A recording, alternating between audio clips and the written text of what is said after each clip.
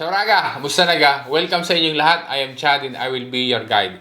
Raga, mayroon akong good news sa iyo. Specifically, doon sa mga married women na gustong bumalik doon sa kanyang apelyido sa pagkadalaga or maiden surname. At hindi na niya gagamitin yung apelyido na galing doon sa kanyang asawa.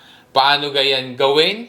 Sino ang pupwede na gawin yan? At saka sa anong dokumento? Ang detalye Raga, doon po na sigla, partiamo.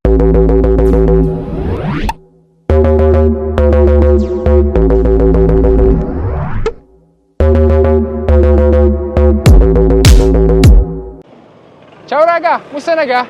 I am Chad and I will be your guide. Pagdating sa pera padala, I only trust TapTapSend. Kung ikaw ay tulad ko rin na OFW o isang Pinoy din sa Europa na malimit na nagpapadala sa Pilipinas, i-download mo na ang TapTapSend app. No transaction fee kapag ka nagpadala sa bangko o kaya naman ay sa mobile wallets. Sila rin ang mayroong lowest transaction fee sa Cebuana Luelier. Use my code RAGACHAD to get 20 euro bonus sa unang padala sa Pinas. Buo na ang padala mo, may dagdag pa. Kaya Raga, i-tap-tap-send mo na yan. Gaya ng nabanggit sa intro, yung mga married women na nagpalit ng apelyido nung sila ay nagkaroon ng asawa at ginamit na nila yung apelyido ng kanilang asawa, ngayon ay meron ng legal na hakbang kung halimbawa na gusto na ibalik yung kanyang apelyido sa kanyang pagkadalaga or yung kanyang maiden name. Base din sa announcement doon sa official website ng Department of Foreign Affairs ng gobyerno ng Pilipinas, dahil doon sa New Philippine Passport Act, pwede nang gawin yung reversion or pagbalik sa apelyido sa pagkadalaga or maiden name sa kanyang passport.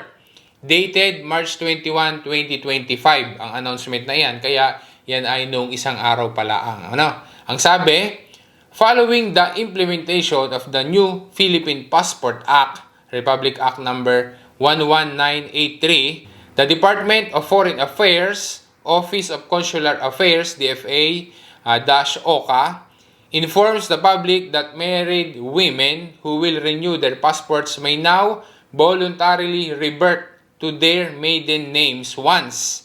This is pursuant to Section 5, letter F of the New Philippine Passport Act, which states, for a woman who wishes to revert to the use of her maiden name, a duly authenticated birth certificate by the PSA, provided that she can only revert to her maiden name once, and all her other existing identification cards and pertinent documents shall likewise reflect her maiden name.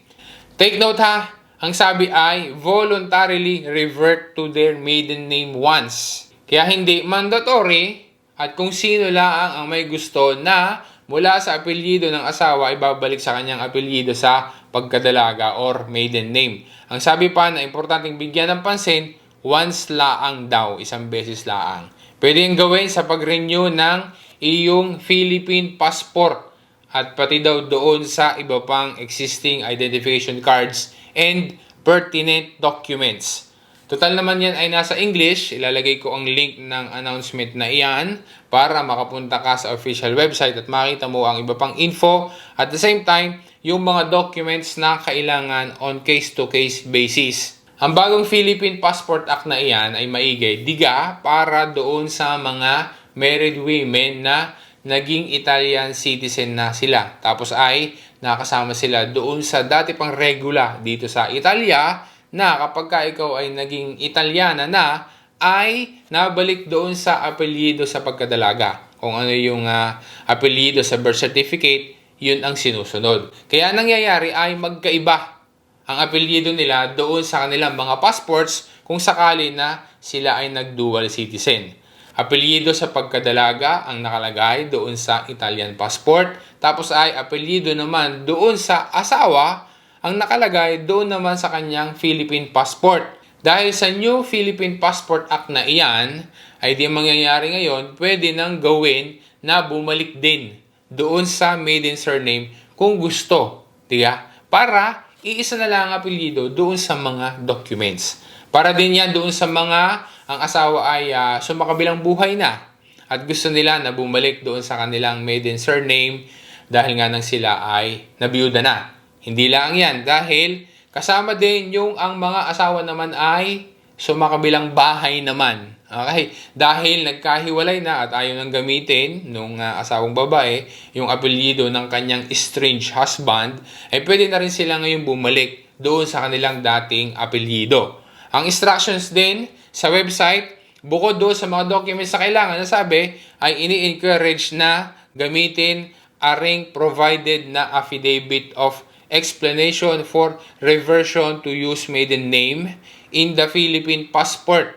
Ang link ng affidavit na iyan ay ilalagay ko din sa description. Although yan naman ay naandyan din sa official na website. At dahil tayo ay nandini sa Italia, kapag tayo ay nagre-renew ng ating Philippine passport, para sa bagay na iyan, itong ating pinag-uusapan na pagbalik sa apelyido ng mga married women, maigi na makikipag-ugnayan sa konsulato or sa Philippine Embassy. At aalamin kung papaano at ano ang susundin na proseso para diyan. Kasi nga yan ay babago pa lang. So, hihintayin pa natin, alamin pa natin yung mga implementing rules kapag ikaw ay nandini sa ibang bansa. Ayun, Raga, sana ay naging malinaw sa iyo at nakatulong sa iyo ang info na content ng vlog na are. Sana ay matulungan mo ako kasi malaking tulong sa akin, Raga, kapag na-share mo rin sa iba ang aking mga videos at kapag ikaw ay nakapag-follow or nakapag-subscribe kay Chad Will Guide. Maraming salamat ulit ha. Once again, this is Chad and always remember, Chad Will Guide. Grazie Raga, alla prossima!